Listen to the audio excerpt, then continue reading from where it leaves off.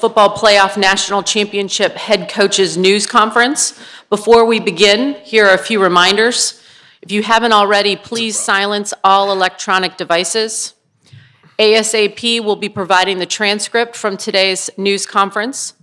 Following the coaches' opening remarks, we will take questions. We have microphone holders positioned throughout the room. Please make sure to give us your name and affiliation before asking your question. And as a reminder, we do have room down front for still photographers only, and we just ask that you please stay down so to make sure that everybody on the back riser can get what they need. We are joined by Georgia head coach Kirby Smart and Alabama head coach Nick Saban. Coach Smart, we'll start with you. Opening remarks when you're ready. Yeah, first I'd like to thank all the NCAA, CFP staff, the SEC office, for what a tremendous job they've done of supporting our program and helping us get to this point. You know, the last event we were at, we thought was a first-class event. It's been the same way since our arrival here. Our kids are certainly excited. I think what you've seen over the course of the last few weeks is what college football is all about. You've got a great group of student athletes for 4 teams who've been given an opportunity to do special things. And our kids are really excited. I think it's really great for our fan base to be right here in Atlanta, Georgia, a special place for us, also the home of SEC football and championships, and we got 2 SEC teams in it. I'm certainly honored and privileged to be competing against a great university that's kind of been the landmark of college football over the last 10 to 12 seasons.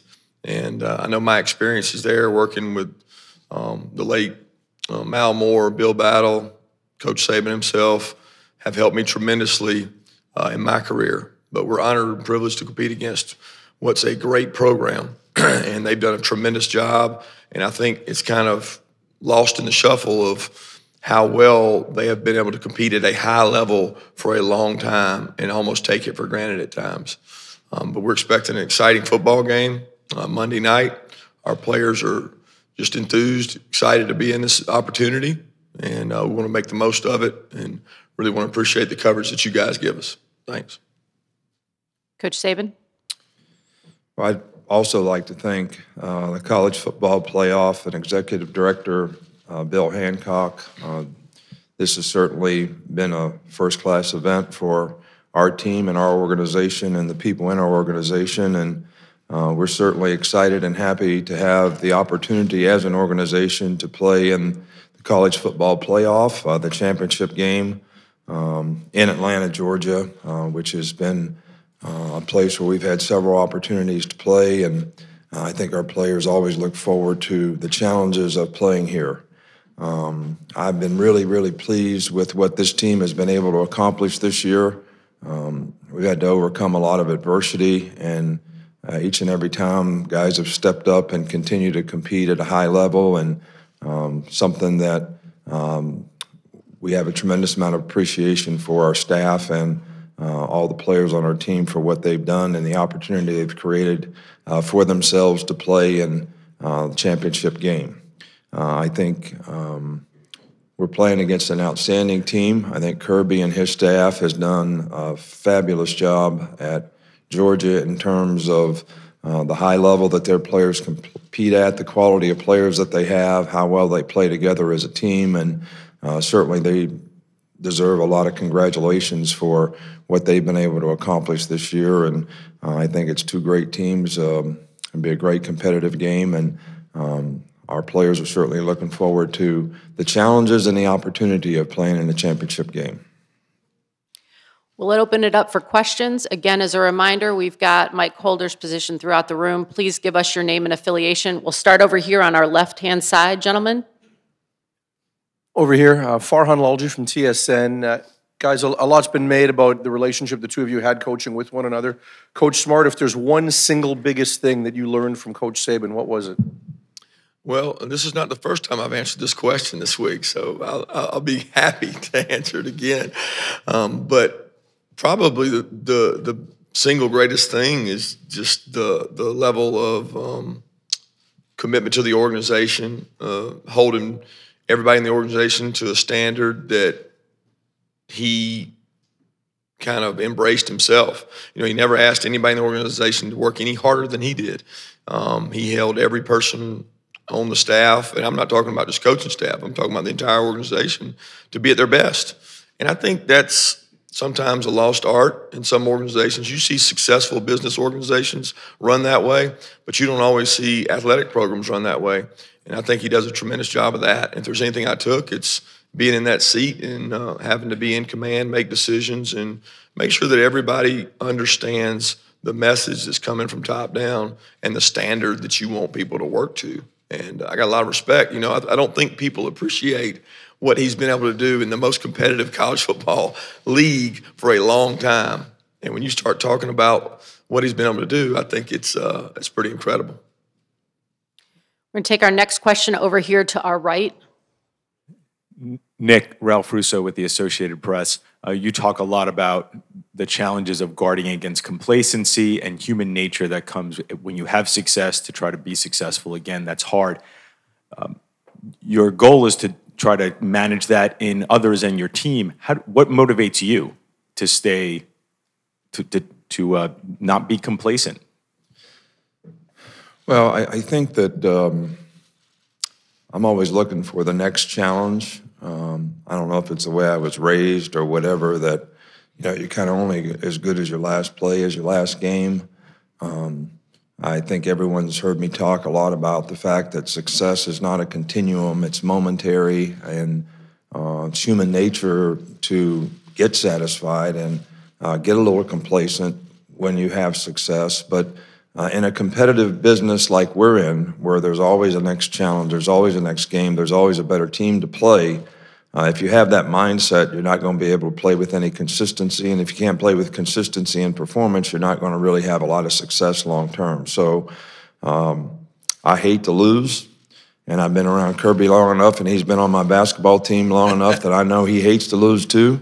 And I think that has something to do with it. So you're always ready for the next challenge, and you always understand that people are going to be a little bit satisfied, and you have to make sure that everyone is, ready for the next challenge. We'll go right down here in front in the middle section. Murray Poole, Bulldog Illustrated. For both coaches, Kirby, with your team flying back from Los Angeles, and Coach Saban, yours coming back, of course, from New Orleans, were you able to approximate practice during the week, kind of get it close to a normal week as you could? How satisfied were you the way they adapted to that situation? I think it was a challenge. I think everybody forgets that last year there was 9 days between these games, and I certainly think it's a fast turnaround. I think a big deal's been made about it, but we all know that both teams really had the same time. Our travel was different, but they played a much later game. So they had to play much later at night and get finished much later at night. So it's tough in both parts. I think I saw early in the week the trouble with it, but as the weeks passed, these guys have been practicing for 15 games. And also they've had practice for bowls, really 15 practices. So you start looking at some of the cumulative effect, and you got to be smart with your team. You got to know what you're doing. In a perfect world, I'd like to have a little more time between the championship games, but that's the way it felt this year, and that's the way it is. So much time to prepare for one game, and then a really quick turnaround that creates a lot of pressure on these kids for the short turnaround. Basically, as coaches, we had probably about a normal amount of time that we would have for a normal game during the season. I think the circumstances are a little bit different because of the travel, bowl games, staying at a place, trying to get back, those types of things. But it was a little tougher turnaround for the players. I don't know if it's physically, emotionally, psychologically, however you want to put it, early in the week, to refocus on another big game. But I think as the week, went on, you saw them recover, and I think they're all excited about playing in the game. The situation is the same for both teams, and I don't think it'll have any effect on the outcome based on the circumstances. It'll just be about the players who go out there and how they compete in the game. Our next question over here in the left. Justin Felder from Fox 5 Atlanta. Coach Saban, in 2015, right before Kirby was hired at Georgia, you said the guys you coached with for a long time start to feel like part of your family. A lot's been made of the X's and O's of playing against former assistants, but what is it like to see someone go through the highs and lows of being a head coach and ultimately end up here? Well, I'm extremely proud of anyone on our staff who goes on and does a good job. One thing that I've said is I always tell guys, and I told Kirby this when he left, you know, be your own man, be yourself, do it the way you think it ought to be done. Don't try to be somebody else. And I think he's done a fantastic job of that. But you know, what you all don't understand is, you know, this guy was on our staff for, I don't know, 10 years. You know, Terry's there when his babies are born. I mean, you become a part of a family. That's what you do when you're together for a long time. And I think there's, you know, a special appreciation for those people in your family, the contribution that they made to the success that you had. And you know, you always want to see them do well when they leave, because that's what they worked hard for, and you're glad that they got the opportunity. And it isn't personal when we have to compete against each other. You know, I mean, I'm sure he wants to win for his players, and we certainly want to win for our players. And it's not a personal thing. We're going to take our next question from the far left again, staying on our far left. Dan Matthews, 6A, The Fan. For both coaches, what would you say is the single biggest concern entering tomorrow's game? For us, it's probably simple. You know, they've got an extremely physical offensive and defensive lines. I mean, they are as big and as physical as we've faced, and we know we like to run the ball and we like to stop the run. But when you look at the unit that he's comprised and got, it's a dominant physical team, and we've got to match the physicality. They do a tremendous job in all phases. There's no weakness when you look across the board. They play their best players on special teams. And, you know, we've taken a lot of pride in special teams this year at University of Georgia, and we know what we're up against in these guys because they've got tremendous athletes, tremendous speed.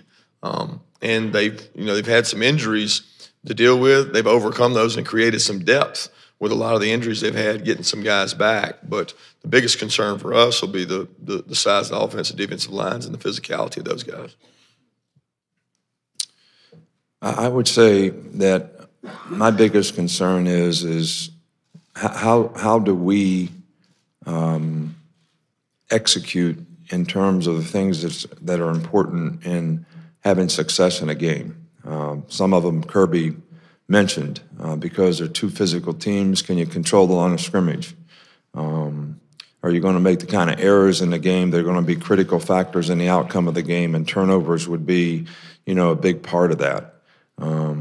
Tackling, you know, I always worry about in bowl games and games where you haven't played for a long time. We missed some tackles in last week's game, and the quality of running backs that they have and the skill players that they have, I think, you know, those factors can be huge in a game in terms of doing a good job in those areas. So when you're playing against a really good team, and probably two teams that are fairly evenly matched and two teams that philosophically are not a whole lot dissimilar in terms of the things they want to do to win. Run the ball, don't turn the ball over, play good field position, be good on special teams. So it's going to be the errors in execution, all right, that have a critical effect on the outcome of the game. We're going to take our next question from the very far right section. Dennis Dodd, CBS Sports. With the hay kind of in the barn, I wonder what each of you are doing today specifically and how long you'll do it. You know, I'm just doing whatever he did, so it's not a whole lot difference. I mean, we're trying to go watch a movie tonight, and they're trying to go watch the movie at the same place, so we're having to offset 10 minutes. But I think, you know, every program I've ever been a part of, there's some similarities in what they do the day before the game, and I think every coach has his, I don't know if you call it superstitions or routine might be a better word, that they use to get themselves ready, get their staff ready, and get their players ready. And I think the next 24 hours can be critical. I've talked a long time about this playoff being perspective. With what perspective do you take this game? And I think that's the one spot that Alabama had a competitive advantage because they got a huge chip on their shoulder thanks to you guys and some of you guys saying that they shouldn't have been included. So they've got something to prove. And I think, every team when they get in the playoffs got something to prove. But how you approach these in the last 24 hours and the things you do mentally are really important to your team's success. I think the hay in the barn analogy that you use is probably not something that I don't really think of it that way.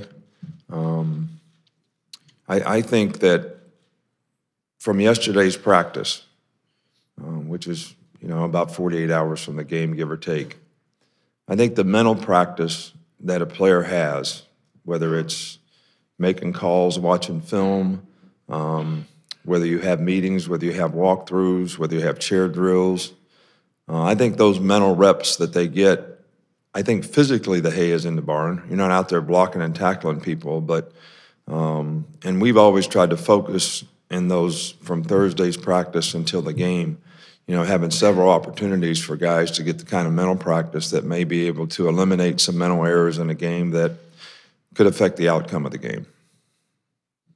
Take our next question from the left-hand side up on the riser.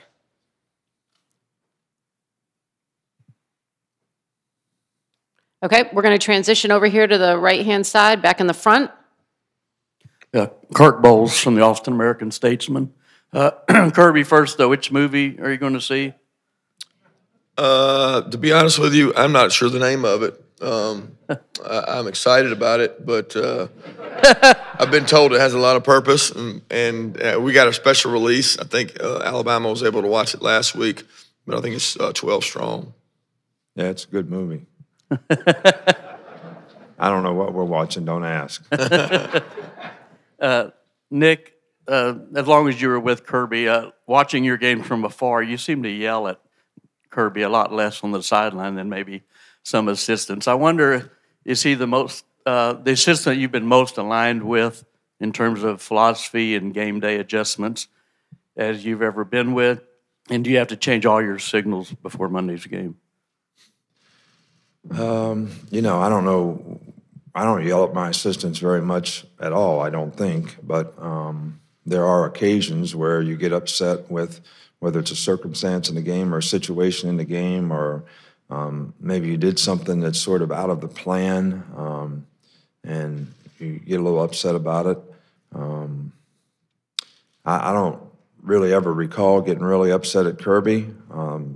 I'm sure that he can remember a few times that I got on him unjustifiably, and maybe a couple times where it was justified. I don't know, but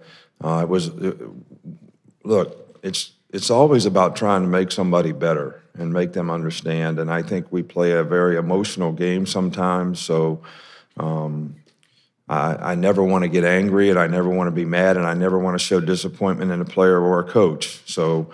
But Kirby did as good a job as anybody ever did for us in terms of the time he was with us and whatever his role was, and especially when he was in a position of responsibility.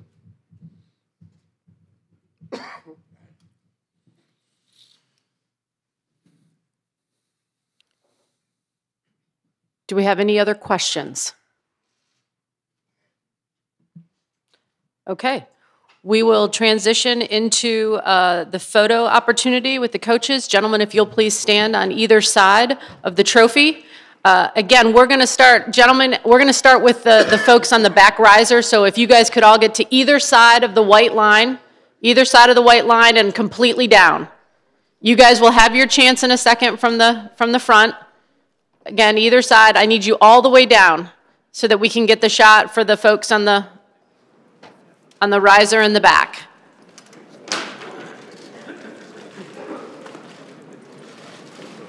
We'll pause for a couple seconds here for the ENGs on the riser to get what they need.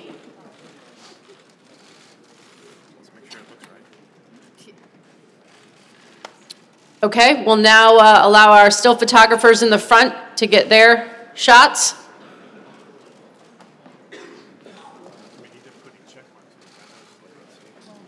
Again, please get your picture, and then let's slide out of the way so that everybody can get what they need.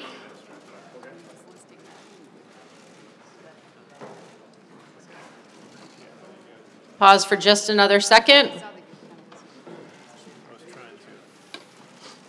Okay, thanks very much. One last announcement as we wrap things up here. SEC Commissioner Greg Sankey will be available outside the interview room beginning momentarily. There is a small riser off to the left-hand side when you exit the room. Thank you for being with us here today for the College Football Playoff National Championship Head Coaches News Conference.